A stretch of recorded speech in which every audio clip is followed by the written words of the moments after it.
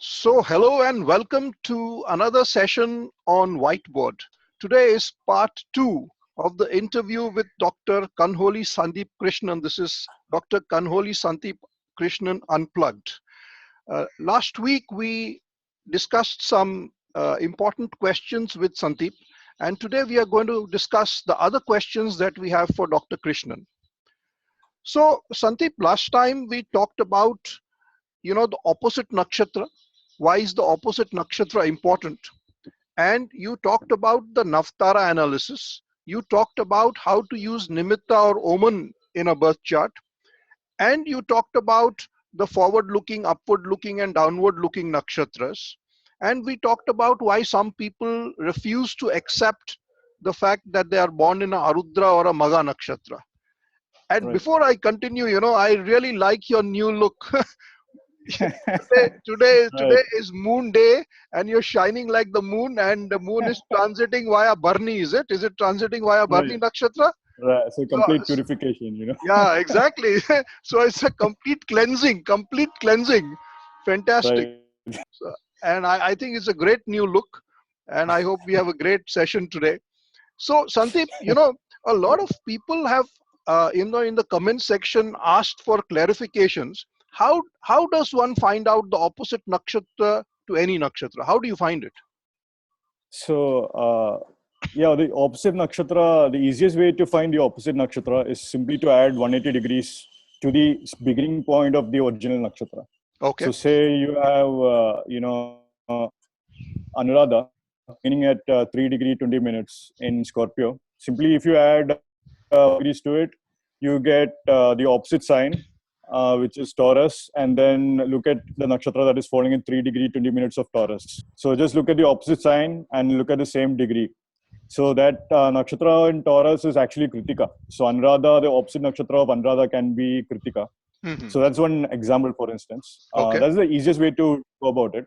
But then there are many research angles to it. You can begin to look at all the nakshatra sides. You can look at the nakshatras aspected by the nakshatra in the opposite sign. For instance, we know that Anuradha Pada 1 will coincide with Pada 3, whereas Anuradha because it's beginning Kritika Pada 3, Okay. because Kritika Pada 3 is beginning from 3 degree 20 minutes of Taurus. Okay. Now, 2 Padas later, Kritika Nakshatra is over, and then you have Rohini Nakshatra.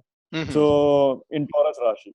Mm-hmm. Whereas in Scorpio Rashi, 2 Padas later, you are at Anuradha Pada. So, Anuradha Pada 3 is directly opposite to Rohini Nakshatra as well. Mm-hmm. If you look at the Pada of Pada 3 of Anuradha, Mm-hmm. so this is a very unique situation where one nakshatra is actually opposite to 2 nakshatras. Okay. Whereas what I've been finding more in the research, in my own research, is that the first nakshatra, which the nakshatra is opposite to, or the 180 degree nakshatra of the beginning point, is actually more prominent. But then the second nakshatra opposite to is also playing out one way or the other. So it's like it won't be a strong effect, but maybe a 10% effect. Whereas the original nakshatra is like a 90% effect. Though there is a clear, it's a clear result. It needs to be researched. You need to be looking into more charts and see how it plays out. But for instance, if you look at Anuradha alone, you know that Anuradha is considered to be the Rohini of the south, or the Radha in the south. So now you have that theme of like Anuradha Nakshatra being opposite to Rohini Nakshatra. Okay. So now there is an interesting connection there. So this is something that needs to be researched into. But I would, as a beginning point, you should just look at the 180 degree nakshatra. So, is there any other simpler way of finding out the opposite nakshatra without adding 180 degrees? Is there any other simpler way? Oh yeah. So okay, look at the beginning point of the nakshatra you are considering within that Rashi. Okay. So we can take any other Rashi. So take Leo. Gun is beginning 13 degree 20. Now look at the opposite sign. Okay. Which is Aquarius for Leo. Okay. And look at the same degree, 13 degree 20 minutes in Aquarius. Okay. So that is now Satabhisha Nakshatra. Okay. So now you can say Purva Falguni is directly opposite to Satabhisha. Okay. And you will find many interesting things there. So can we also say, for example, the 15th nakshatra from Oh the yeah, concerned yeah, nakshatra is the opposite nakshatra, you just count the 15th. Is that also a good way of finding the opposite nakshatra? yeah, definitely. Okay. The 14th, 15th, yeah, even 16th. But 15th is the straight up, say that, straight up. That can be easy because Okay. you have 27 nakshatras in total. Okay. So, 13 on one side, and then the option could be like the 14th one or Okay. the 15th. So, 15th one will definitely easily, you can say that. Yeah. That is also fine. Yeah, completely. I was thinking, the opposite nakshatra is like the spouse of the concerned nakshatra, like the first house, seventh house is the spouse of the first house. I think Right, the opposite nakshatra is like the spouse, and like, right, you're influenced in your life by your spouse. I think right, you're also influenced just like the spouse influences, the opposite nakshatra also influences. I think, right. that's then the that's a good analogy actually, but then if you think about moon, and then moon had many wives, right? So correct. maybe the opposite wife you The other might have wife. two. Oh, yeah, Yeah, correct. Oh, fantastic. yeah, That's really nice. right, So that is about the opposite nakshatra and how to calculate the opposite nakshatra. Sandeep, you also talked about the Urdhva Mukha, Adho Mukha, Triyanga Mukha, the forward looking, upward looking, and downward looking nakshatra, in the last analysis. I would like if you can, elaborate a bit more on how do you use it in a chart? How do you incorporate this into a reading? right. So you typically the factor of Urdhva Mukha, Adho Mukha, and Trayanga Mukha, or the upward looking direct nakshatras, nakshatras, and forward looking nakshatras respectively, is used more of muhurtas. You could, Oh, what is a good okay. muhurta to Okay. do certain activities, and then Okay. you can choose the corresponding activities which is matching up with the energy of that original nakshatra. Okay. But and then you could say that, okay, you don't want a downward looking nakshatra when you are trying to go up. So Okay. you are, let's say, you are trying to ascend in your career. Okay. You are trying to go for a good day, new job. So it's like you need an upward looking nakshatra to begin a new day job, things along those lines. Launching a missile or a rocket, I think, yeah, Bharatji, I'll bring you on this just a couple of minutes later. Like if you're launching a missile or a rocket, you ideally need an upward looking nakshatra again. Okay. Whereas you don't want an upward looking nakshatra when you are doing activities downward. So for instance, you're trying to dig up a well, or you are Hmm. trying to do even deep research, or you are simply trying to plant a new crop or plant a new fence around your home. Then Okay. you want that is actually going downwards. So Okay. Okay. then the downward looking nakshatra would make, and the Trayanga Mukha nakshatra is good for maintenance part. Okay. And so say your regular maintenance, you are submitting documents, you are just travel, you need a nakshatra that will help you in traveling Okay. forward and backward very easily. And that is one easy way. And another simple way to even look at it is to simply consider the gunas. So you have the sattva guna, rajas guna, tamas guna. So if you think about sattva guna as going forward, looking upward, Okay. and rajas looking straight forward, and tamo guna is looking downward. Okay. So then you already have planets that have those gunas and those classifications for the planets based on these gunas. So Okay. correspondingly, the nakshatras also have a different classification. So it's a easy way to look along that. And reading, you could say potentially you could say that like say you have a tamoguna planet, which is a downward looking planet anyways by default, like Mhm. Saturn, Mars, or Rahu, Ketu. Okay. I would say then it's in an upward looking nakshatra, and it's corresponding to the 10th house of career. Then you might say, you could say the nakshatra energies are not conducive to the planetary energies, and it could cause some potential issues or a lot more turbulence energetically. So that is look at it, I would say. Okay.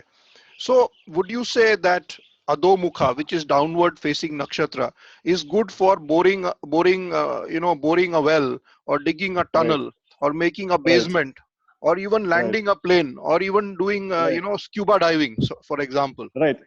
And Okay, Urdhva definitely. Mukha, yeah, Yeah, Urdhva Mukha, the upward looking, may be good for flag hoisting, mountain right, climbing, and all those right, kind of things. And the Triyanga right, Mukha, or the forward looking, may be good for travel, or forward looking. Maybe Triyanga Mukha is also good when you're making a sales forecast, which is a forward looking estimate. When you're definitely. predicting something, you're making a sales pitch, forward looking, you're looking something in the future. So forward Definitely. looking. Maybe I think it's good for making a sales pitch also.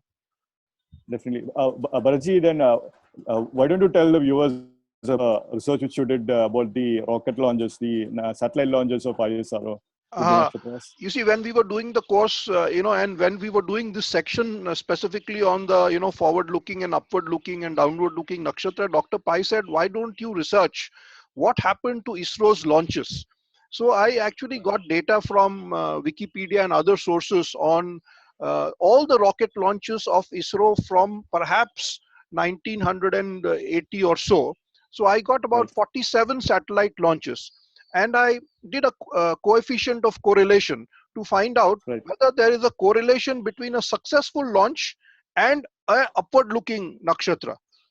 So right, I found there was a 67% correlation between right, a successful rocket launch and the nakshatra of the day being a urdhva mukha, or a right, upward facing nakshatra.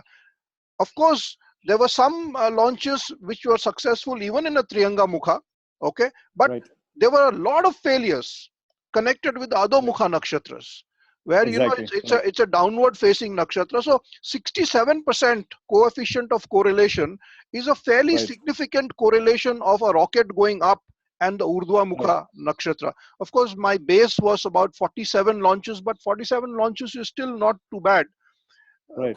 So I think Yeah, these are all connected, with upward facing nakshatras. All successful launches, I think launch can be more successful if it is done on a urdhva mukha. That's right, not the only right, consideration, of course. right. The 67% is more than 50%. Yeah, It's it's more like than all even like, yeah. well, yeah, you could say 67% is one third, but at least that is significant on that particular day. So Yeah. definitely something more that can be looked into for sure. Definitely, I would say that. Yeah, definitely. That was great work. I mean, 45, 45 launches, Uh, 45 charts. yeah, yeah, yeah, 45. yeah. It took me Yeah, almost a week or 10 days to just get the data, because the data right, is scattered all over the place. It's not available in one single place. Anyway, it was right, very right. interesting exercise that we did. Yeah, definitely, definitely. So, Santip, I see a nice, beautiful door. Door is connected with any naksha, in any planet. Yeah, door is usually ascendant, can be Rahu. I would say Rahu is strongly connected with door. That's what I think. What do you think? No, Is that true? Is that I don't know. I don't know. And your beard has gone. So, is the French beard connected with some planet or nakshatra? Yeah, that's a good question actually. Actually, I think that there is a Saturn is connected with beard. So like Okay. the wise king, the Saturn has the Saturn in beard. The elder. A beard is someone is an elder by the beard they are having. Mm-hmm. And that's a very interesting question actually. They associate Saturn with the typical beard, but and also we already know that she's tend to have larger beard. Maybe Jupiter might be the larger beard. The in fashion trend today. Okay. That or uh, actually the Arabian culture they really placed a lot of significance upon beards. So that is Okay. something that needs to be looked into. Like they really they would say a beard is very makes you the man or things like that. So it's a very interesting thing. I'm curious about what nakshatras would be involved, though. But potentially I would say Venus related maybe so because face and beard is the first thing that's coming to my mind. So today is the Is Venus that nakshatra. Today moon is transiting exactly? via Bharani. So you've Yeah, got a yeah, cleansed look, cleansed look, yeah, removing all the impurities on the face. yeah, exactly. Yeah, But potentially, tell yeah, me, definitely. Ketu is connected with hair. So Oh yeah, yeah, yeah. is Ketu dominant playing some role today, or in your Dasha Bhukti Antra, Sukshma, Prana Dasha, is Ketu playing a role? Let's see, Ketu. Yeah, you could say indirectly it's playing in a role. It's indirectly Okay. playing in a role. Okay. Yeah, yeah, because you could say Ketu is activated through other through his nakshatra lord. I could say. So Okay. I have a planet in Bharani, and that is being activated through Ketu's. It's the nakshatra lord of Ketu. So maybe Okay. that is also one more significant. But Okay. the other thing I think is that Ketu is in Ketu is also connected with beard. I've seen that also. Like Ketu Dasha, they go through like long beard faces. They go through the entire Rishi. They grow their hair, a long beard. It's like it happens on its own. I've seen that a lot. Yeah, Many times I've seen if you that. see Dr. Pai, his beard comes off and comes back and goes on. Every 1 month he has a beard and then it goes off. Perhaps we should check whether Yeah, he's running a Ketu Dasha. There's a very yeah, prominent beard angle there. yeah, yeah. Definitely, I'm sure. We can. I'm sure we can understand the Dasha Bhukti of a person by looking at his face and what he. No doubt, it's an interesting. Definitely. Yes, Santip, now I want to come to this concept of Yogatara. What is a Yogatara and how do you use it in a chart? See, Yogatara is actually most important concepts as far as nakshatras are concerned. Okay. So, what are nakshatras, right? So, like nakshatras are, look up into the sky, and there is a division of space that you're looking up at. And now you have, you look up into the sky, you don't see nakshatras, you don't see a white line, or you don't see the line of nakshatras. You only a couple of principal stars that are associated in that particular space. So you could say that out of a group of stars within that particular space, there is one particular star that is most prominent. Okay. So whenever a planet is transiting or very close to that particular Yogatara, it is said that the influence of nakshatra is most prominent. In fact, the entire Arabian astrology is based on just Yogatara, fixed. They don't care about divisions. There are no zodiac no debates, no nakshatra debates, things like that. They just look at Yogatara and that's it. A planet there in Yogatara is actually making that nakshatra very, very. And then clearly, what is also interesting is that so a Yogatara of a particular nakshatra can bring about most of the qualities of the nakshatras. So what is also most interesting is that Aditya Dr. Aditya Togi presented a great video in which she correlated the degree from exaltation degrees of planets.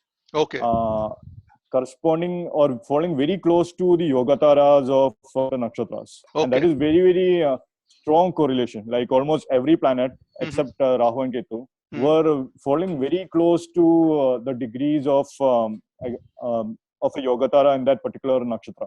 So it's again bringing this idea that the nakshatra could be responsible for the exaltation or debilitation of, a Yogatara could be responsible for exaltation of a planet.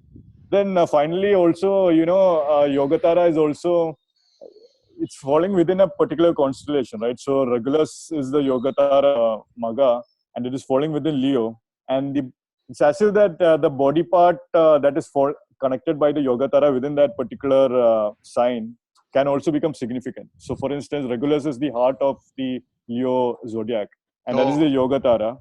So people who is very close to Leo is the, they might be more connected with the heart, or they might actually have issues typically.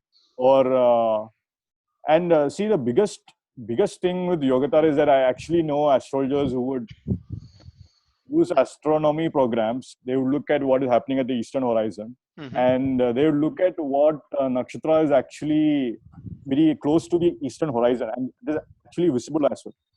So say you are ascendant is in 0 degree, or let's say 0 degree Leo, for instance. And then the Yogatara of Ashlesha is really visible in the eastern horizon, close to the where you are looking at the ascendant. And then it's as if that the influence of Ashlesha upon the ascendant of the native.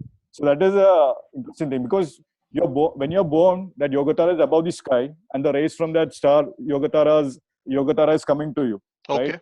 And interestingly, I've also heard this idea that all the Yogataras that are up in the sky, that is from you could say the first house, 12th house, 11th house, 10th, 9th, 8th, 7th house, because those are the horizon, those are the divisions in the zodiac which you see above you when you're born. Or even every Yogataras in those divisions will have a significant impact upon your birth, at least energetically. So that is also one interesting opinion, interesting idea I've heard. So that is something everyone can do more also. And but the Yogatara again, if a planet is approaching a Yogatara, it's supposed to be more significant than than a planet that has already left its Yogatara. Oh. So then even I actually know, I believe Simon Tsiolkovsky himself, he's like, I don't look at any planet as being in Hasta Nakshatra once it has crossed the Hasta Nakshatra's Yogatara. So there are actually astrologers who completely base their Nakshatra calculations Yogataras alone. So a very significant concept in my opinion that needs to be looked into. Everyone should do Yogatara 100%. So you're saying that every single constellation has a chief star or an important star, which is called the Yogatara. Right. And Exactly. you're saying that if in a constellation, if in a nakshatra you have a planet, and that Right. planet is located close to the Yogataras, then Right. the influence of that nakshatra is stronger on the planet, is it? Right. Exactly. Okay. That nakshatra will be very, very strong to that planet. And in fact, in Aditya's Dr. Consultation with Dr. Arjun Pai in his channel, he has simply calculated sun's position, because that is very easy to calculate based on the yoga degrees. And you can easily see some basic simple themes with respect to, okay, sun and I think when sun was in Uttara Falguni Yogatara or something like that, there was August 6th, August 9th, when sun was close to Ashlesha Dev, Ashlesha Yogatara, Hiroshima attack happened. Things like that. So Ashlesha is really dealing with poisons, nagas, things like that. So when sun was transiting through the Yogatara or very close to the Yogatara of Ashlesha, the entire Ashlesha energy is released. So this Yogatara is a very, very, very important concept that needs to be looked into. Okay. Okay. Now, uh, I have some other questions on, marriage. See, marriage Right. is one question which keeps everyone wants to know about marriage. And that's a question which every astrologer gets asked.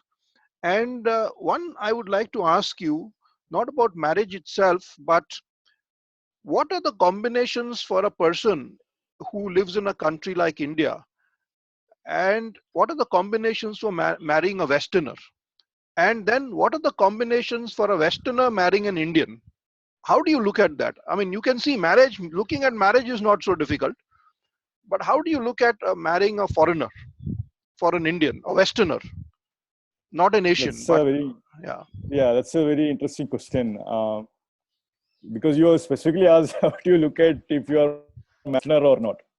Uh, So one way to look at that is quite simply, you can look at if Saturn has some connection with the seventh house, then you can say that the marriage or the Western direction will be very significant for okay. you. Okay. That is one way to look. Very simplistic at that.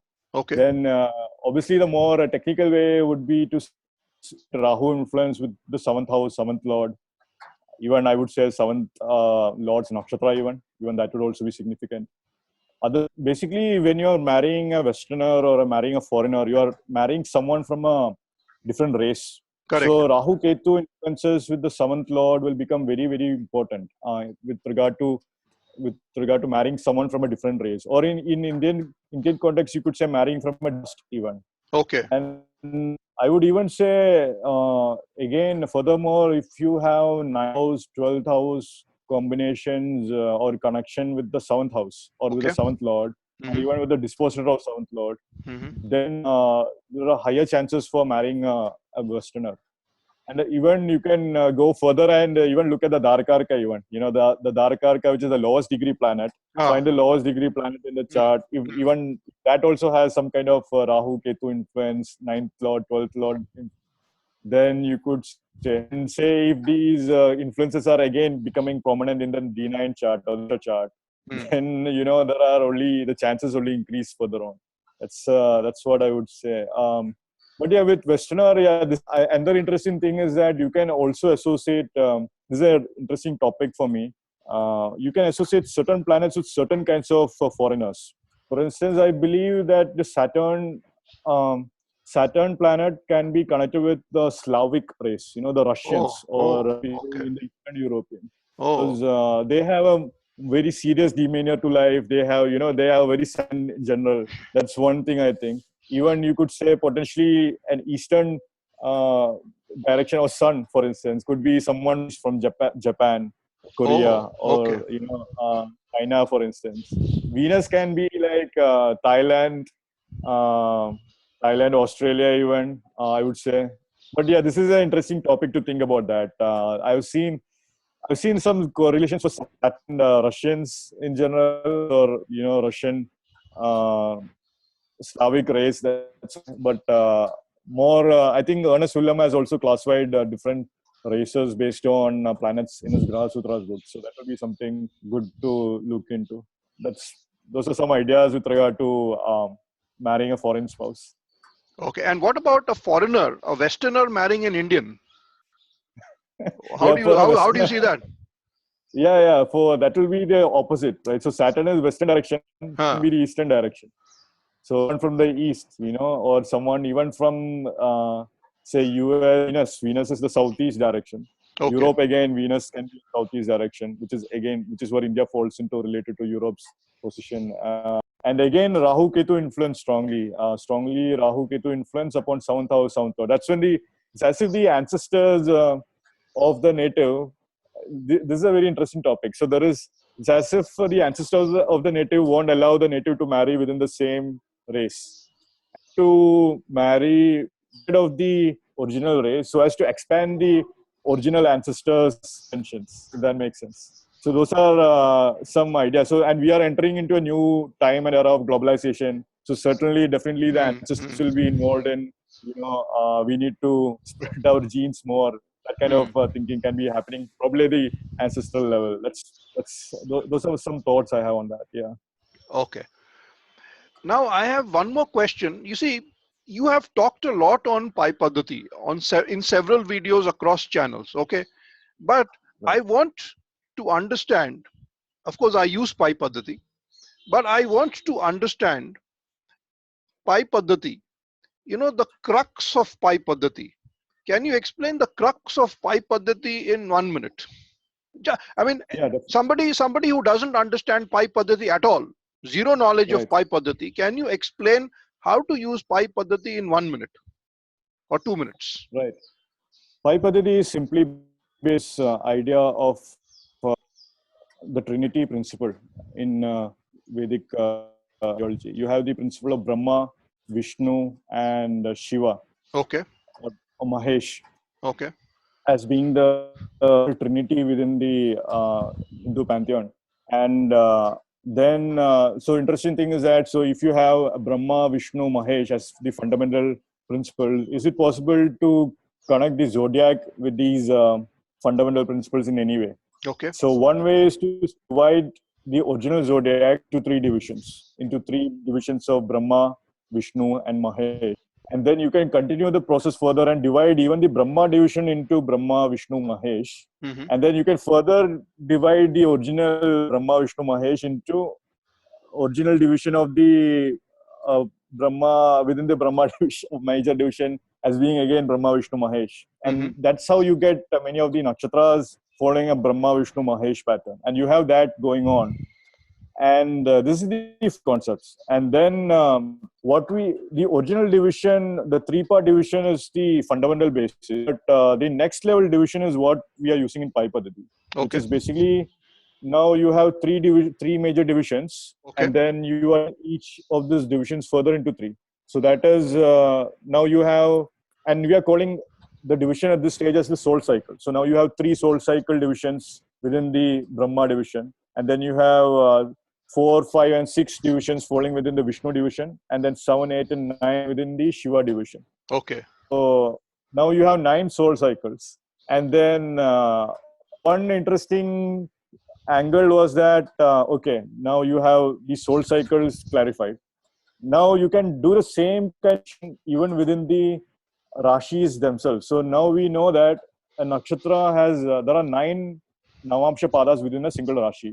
And now you have total 9 divisions happening within the Rashi again. So it's as Hmm. if the 9 soul cycle is being reflected in the Rashi again manner, and through nights within that are originally there in the Rashi.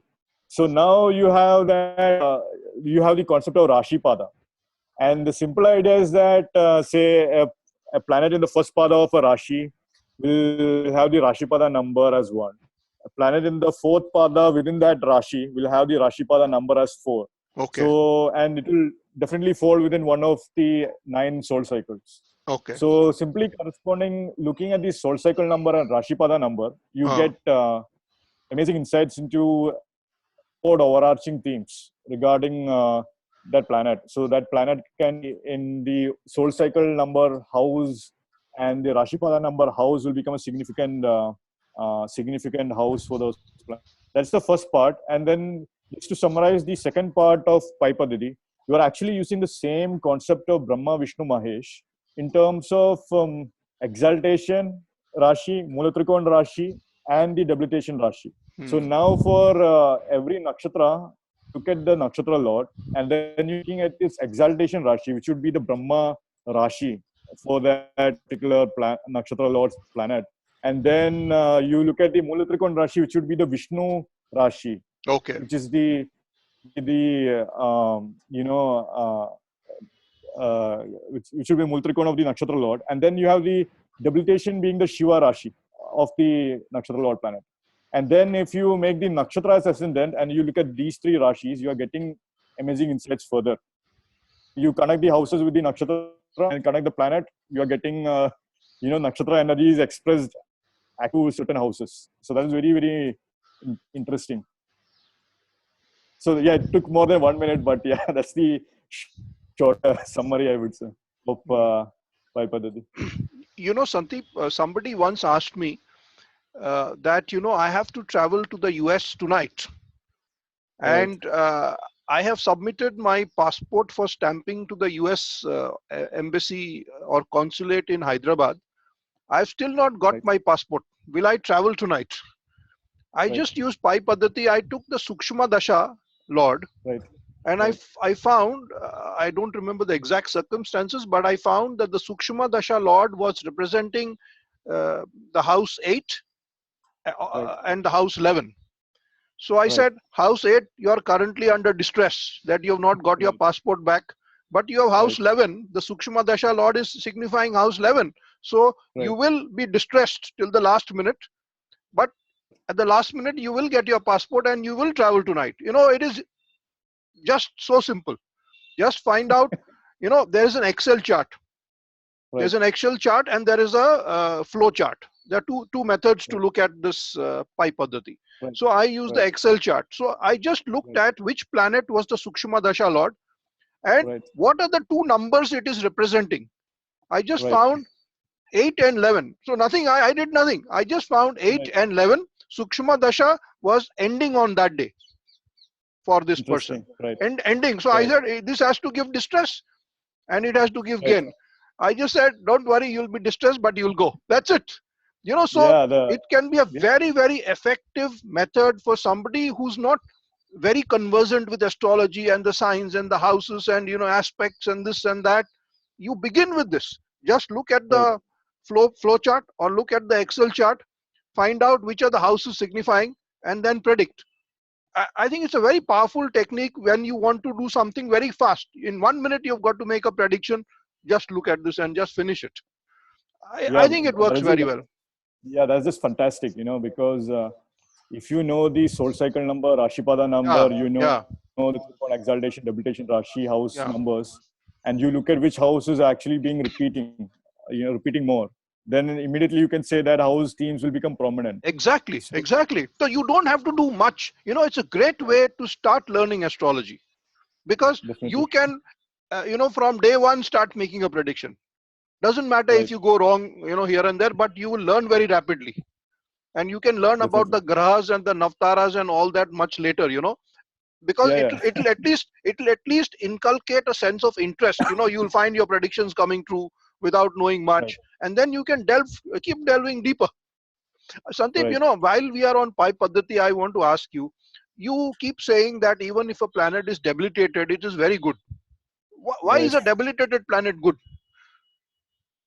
So a doublet is good because you could say, or even the house that is associated with the house of debilitation for the nakshatra lord planet. So within Parvati, as I mentioned, the house of debilitation is the Shiva Rashi for that Hmm. particular nakshatra lord. Okay. And it's as if that these natives will be pulled to fill up that planet's energies early on because of that debilitation planet. For instance, let let's Capricorn Rashi and say Moon is in Ashlesha. Okay. Ashlesha nakshatra has visible influence of Mars, and Mars is debilitated in Cancer, where Ashlesha is present. Yes. So now you have the situation where this native is trying to fill a lot of Martian energy within him or her because of that moon being placed there. Now Martian energy can, and Ashlesha natives are very physically active. Very physical side to them. They are they try to be active in sports and things Oh, like that. because So Mars is debilitated there, is it? They are trying to get the energy of exactly. Mars. Oh, lovely. Exactly.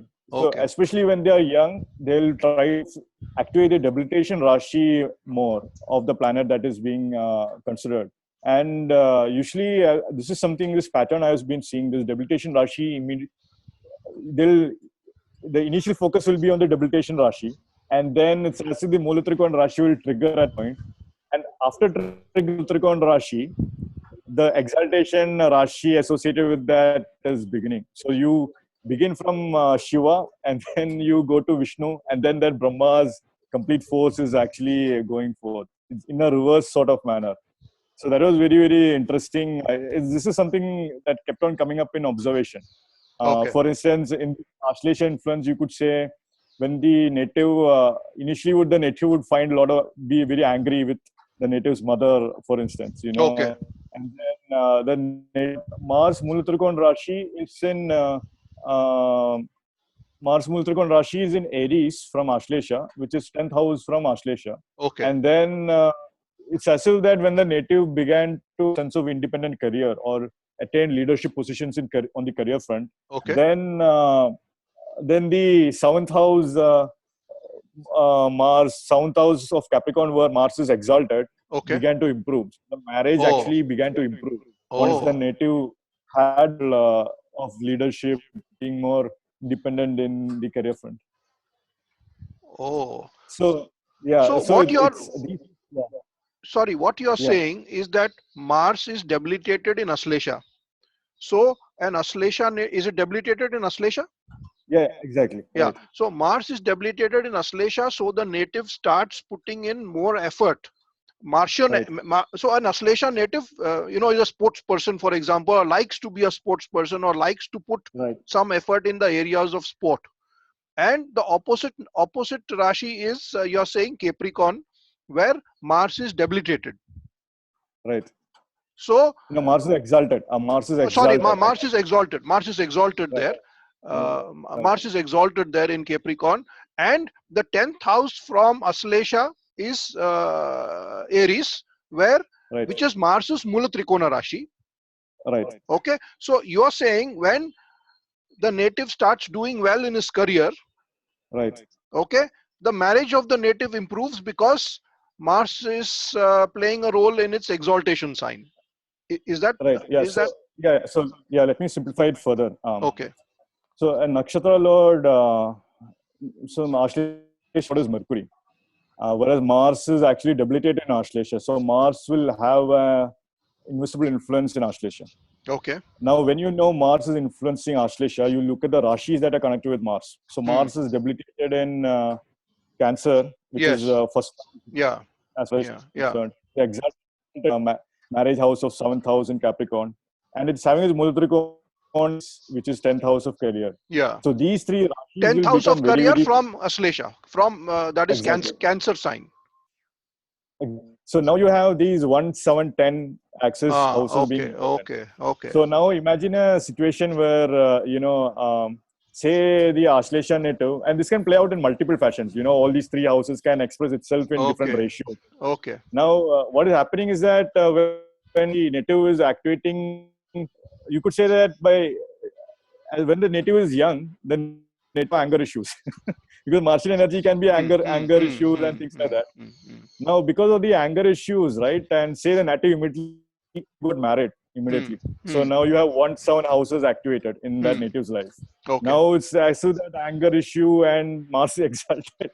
That anger will be expressed towards the spouse because Mars is exalted in 7th house. Okay. And now it's as if you have 1 7 houses activated, and now because of this too much anger thing going on within foreign astrology, as soon as they activate the 10th house of Mulatrikon, it's as if these energies, the distribution of energies has equalized more or less. So the Mulashi is helping out with the excess energy in Mars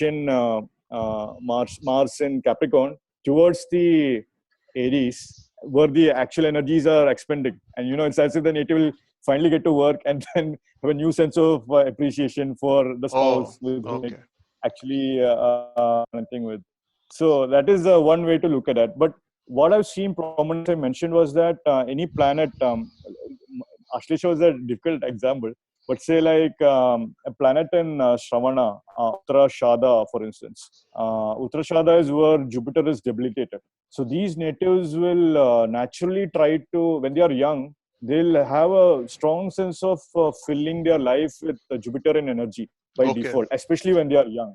And then as you get older, the other rashis activated, and as soon as those are activated, the Jupiter and energy will also be flowing in a different manner.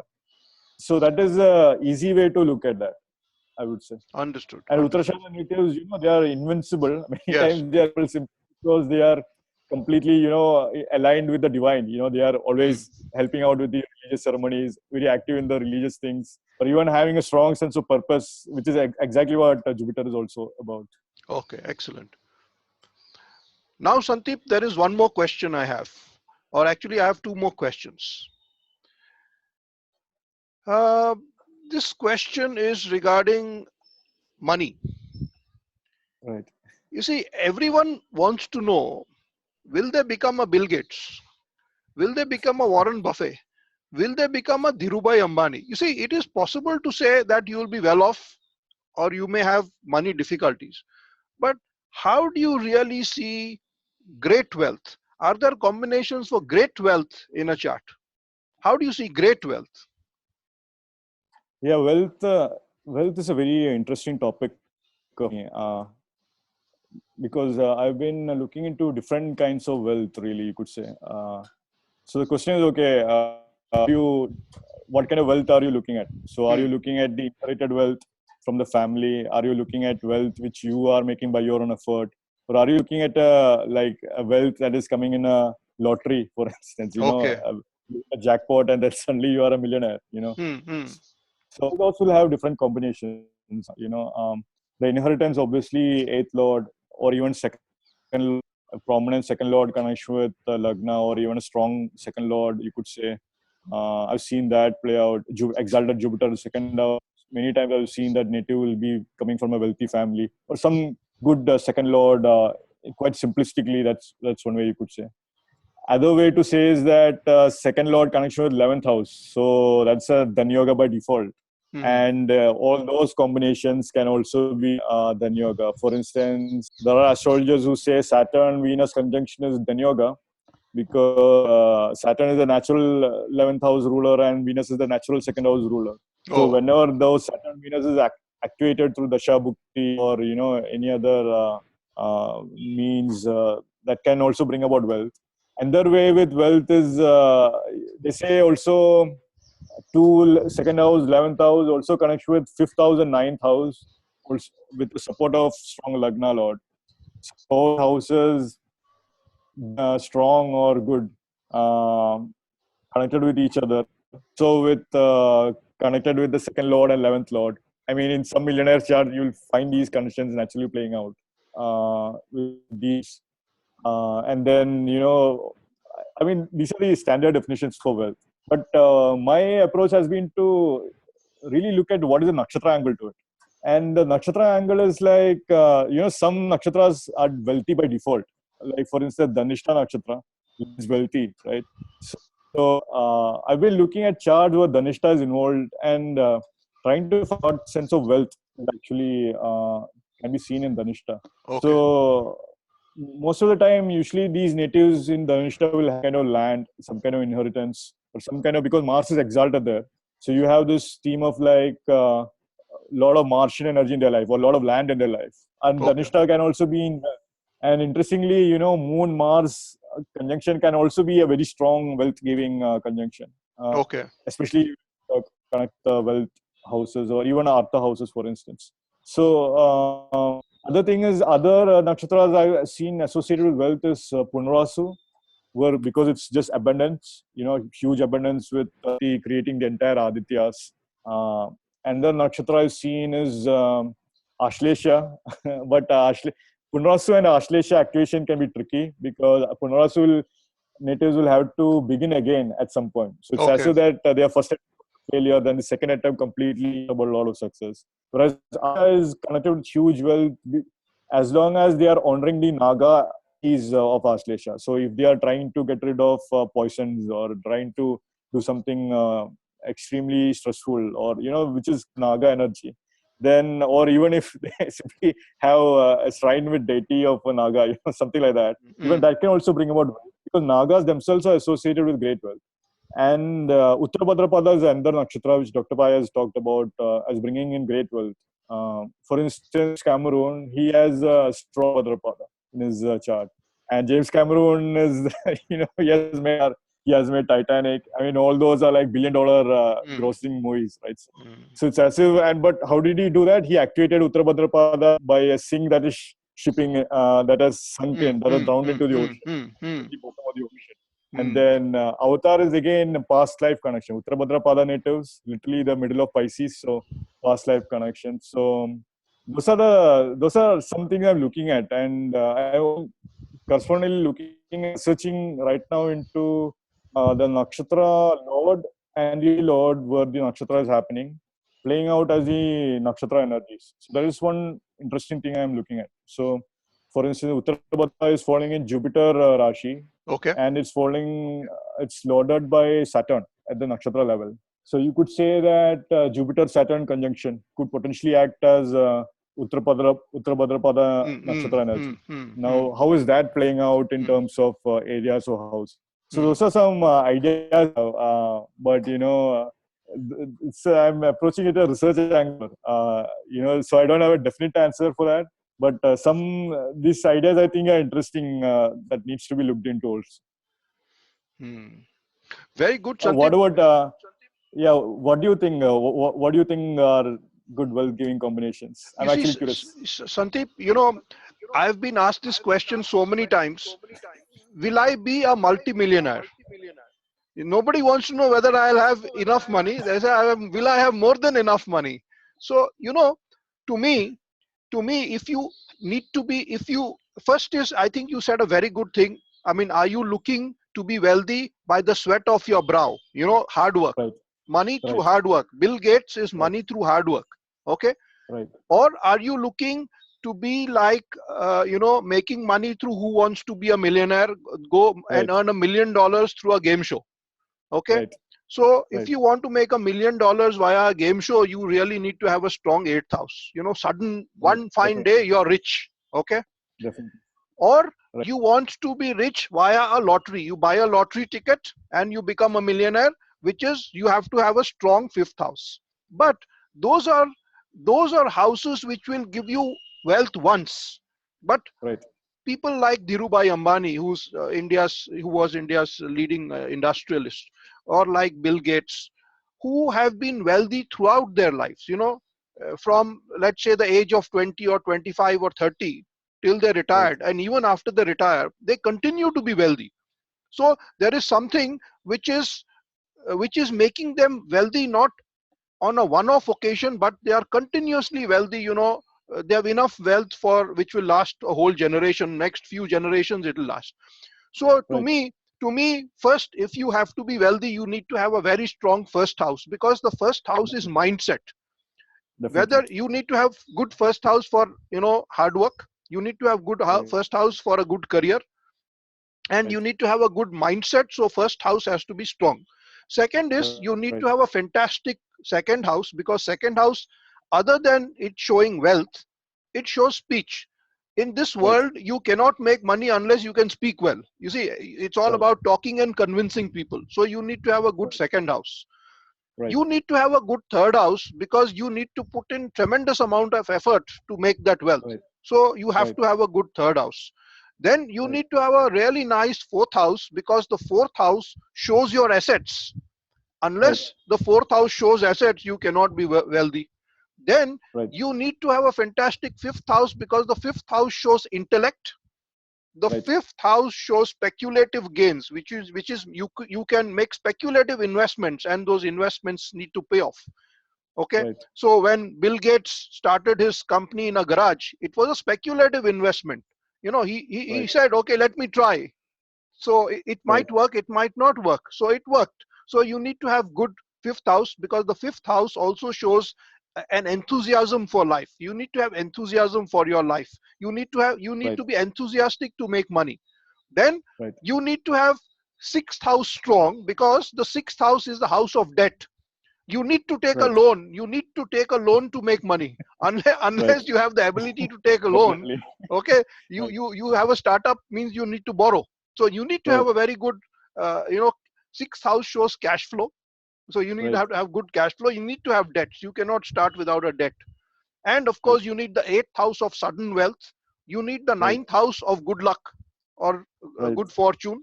And you need to have a strong 10th house of profession. Your profession has to be strong. And you need to have 11th house of strong regular income. Okay, you need to make money regularly.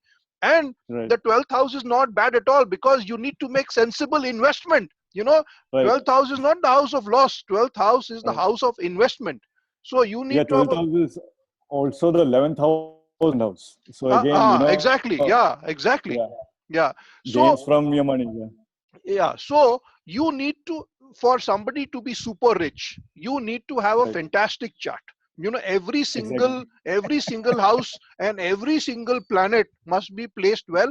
Only then you will be wealthy throughout your life.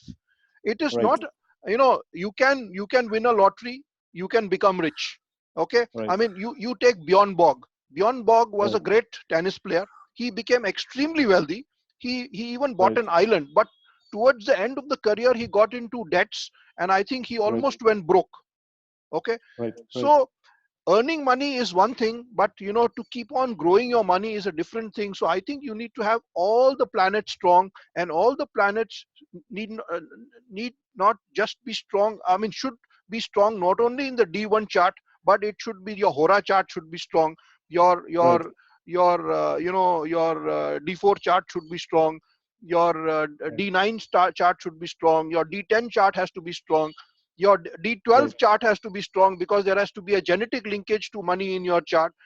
Your D45, D60, everything has to be strong for you to get money, I think.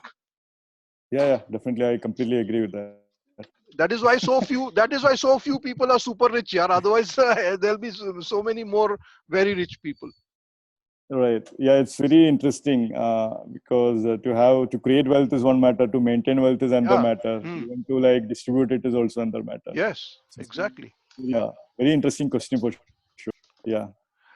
So Sandeep, I now want to come to my final question. Right. We are all learning astrology. Okay. We all learn astrology. Most people also would like to practice astrology.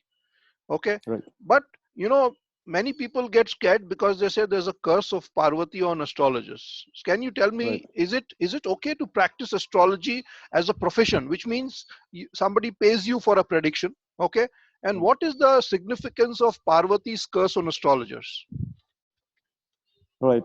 It's actually a very deep topic. Parvati's curse on astrologer is a very, very deep topic, I would say. So, okay, we are all learning astrology. Can we make money of astrology? So it's basically it's similar to any other profession. So if you are good in making money, you can make money through astrology even.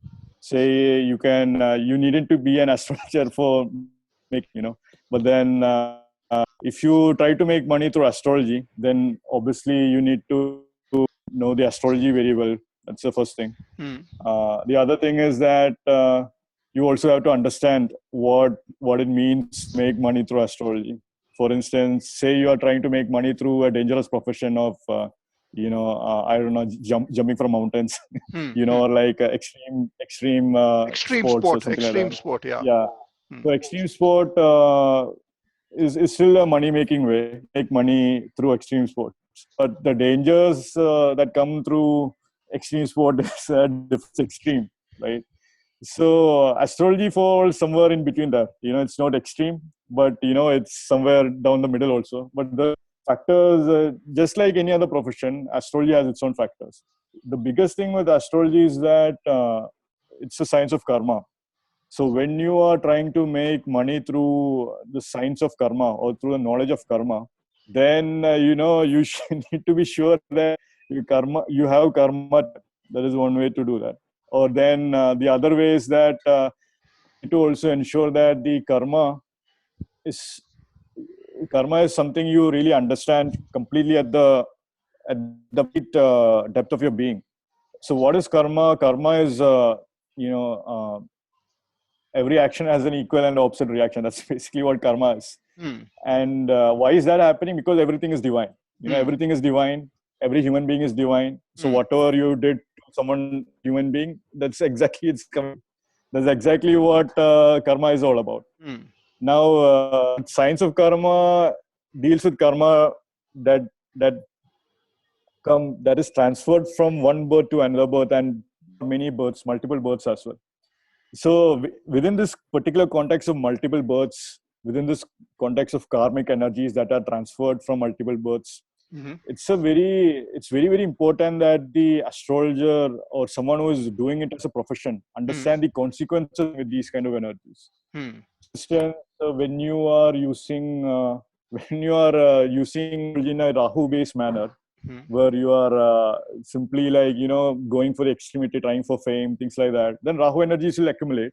Then your Rahu in your life will naturally go down, like the TV will go down, your mobile phone won't work, things like that will naturally happen. And but on the contrary, say you are able to channel, you'll have to find ways to even develop your to handle this energy as energy. So every astrologer, at least in Kerala, what I've seen is that every astrologer will have some kind of deity whom they are connecting with.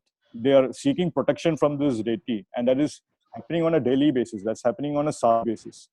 Like every day they are connecting with the deity, they're asking for protection, and then they are going about the reading. So it's as if now you have access to a deeper intelligence that is able to help you deal with your own karma and also help.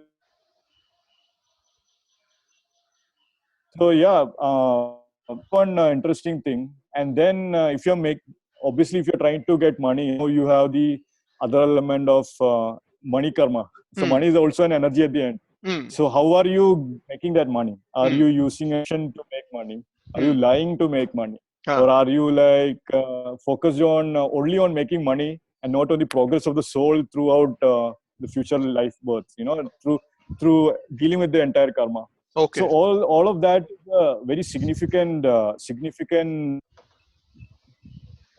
items to consider as far as practicing astrology is concerned.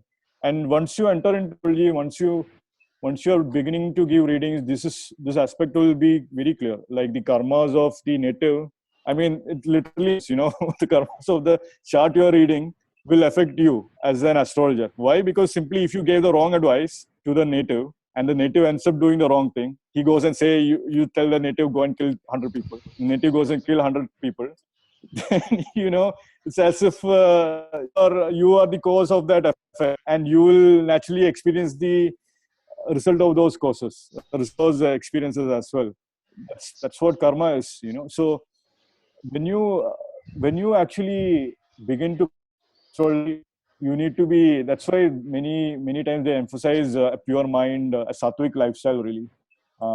Though, yeah, sattvic in this day and age, people tend to go on extremes, saying like, okay, you need to have a strict diet and things like that.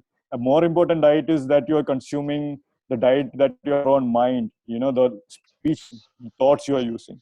how is the diet happening there? How is your sattvic lifestyle happening on that front? I mean, you could eat everything and still be sattvic in your mind, or you could be very pure in your diet and still completely tamasic in your senses. But then, even then, you also need to understand the Brahma, Vishnu, Mahesh fundamental principles, even at all levels. And that understanding has to be very deep. See, out of all this, right? See, in spite of all knowledge of sattvic, tamasic, and rajasic, all of this, and all the knowledge of combinations in the chart, the the fact for me that Parvati gave a curse to astrologers is more interesting for me. Why Okay. didn't Shiva give a curse? Yeah. Why didn't Shiva? Yeah. Why didn't Shiva? Yeah. Yeah. So that's an interesting question, right? So if you think about that, it's as if what is Parvati about? What is Shakti about? What is Shiva's wife about? Shiva's wife is all about movement, and Shiva's wife is all about. Shiva is one who is meditating still. He's meditating. Is the yogi, and Shakti is his wife who's trying to dance around him. So astrologers will forever be cursed simply because they are living in this trans world. That's just by default. It's the case.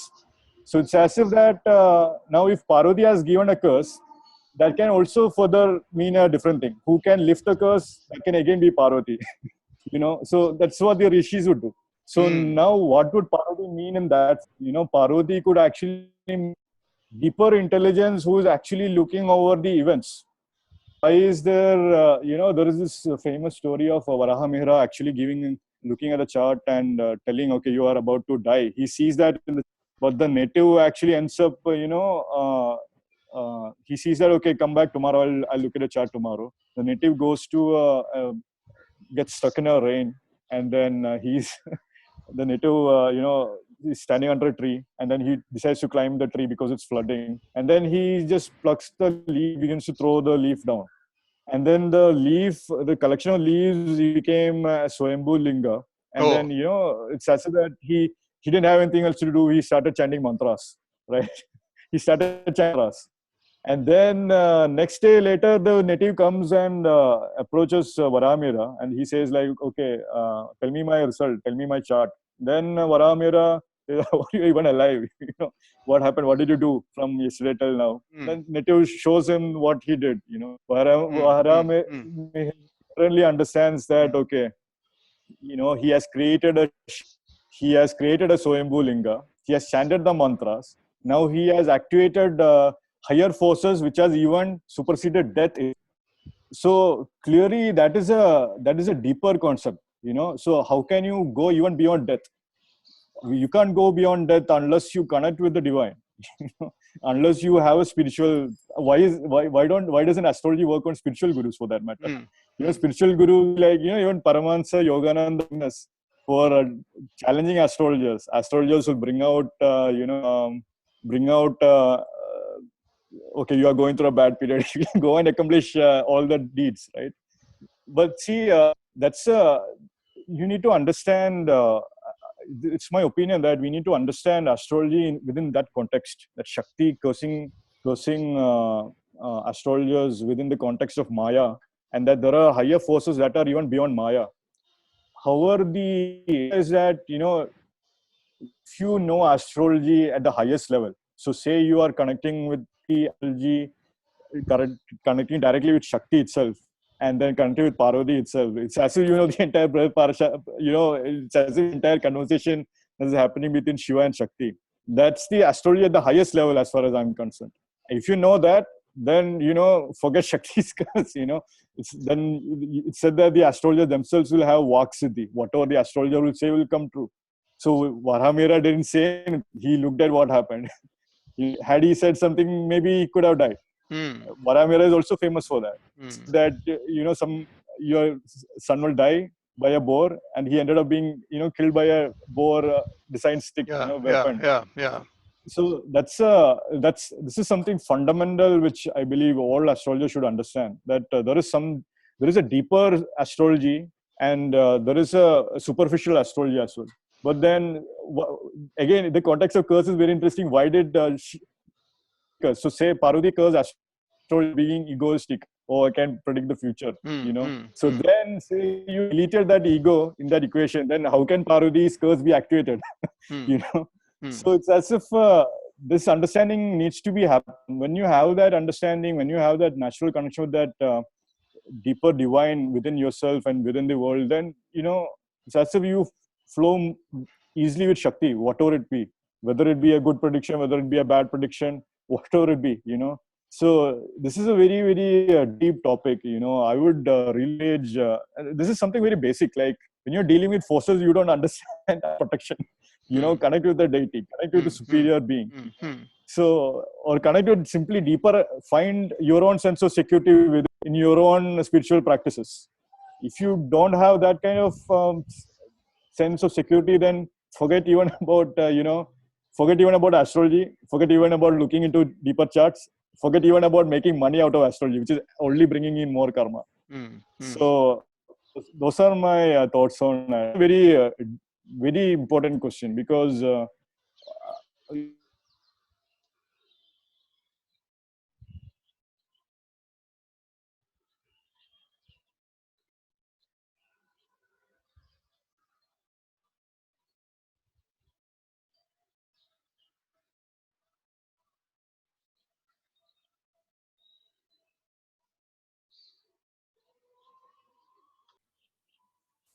whenever you're doing that profession, used to be that in ancient days, in ancient age, gurus would help out, but then in this day and age, you think you everything from the internet, it can be a problem. Unless you have a spiritual sadhana, unless you have spiritual protection, unless you are working on your own spirituality in a deeper manner. Otherwise, it can actually cause problems. Say like using astrology to cheat someone, or using how can I make money from the other person. I mean, you can use astrology for that. Obviously, it's just like any other thing. But then, if you do that, then the karma will come back. But astrologers, on the other hand, astrologers should actually be more cognizant of their karma, or the karma which they are generating, even whether it be through the means of profession as well. So that is one interesting thing. Yeah, that is a more important thing, I would say, especially within the context of Parvati's curse. But yeah, I've seen this. Yeah, you should be people when you activate astrology, then you're activating eighth house, so death can happen, things like that can happen. But then if you are activating, so then how do you balance out the, and you have to look at all other planets, and you have to be connecting with the deity. You are activating the 12th house, the moksha houses, then all of that also needs to be active for a proper astrology understanding also. And it's the same for any other profession, just that for astrology you're dealing with the more forces, I would say, of nature, force of time and space, and you have to take precautions for it. If you don't, then Parvati's curse will be activated, then everything will be gone. But yeah, and also just the final point of how God's grace can erase all the karmas away. Also, that possibility always needs to be more open. That possibility needs to be used by astrologers also. That's something I would. So Santhip, thank you very much for this very exciting and interesting session. So this is the second and concluding part of Dr. Santhip Krishnan Unplugged. So till we meet some other time on some other occasion, thank you very much. Thanks a lot. Thanks a lot. Thanks a lot, Bye. Bharat. Bye. Thank Bye. you. Bye. Bye.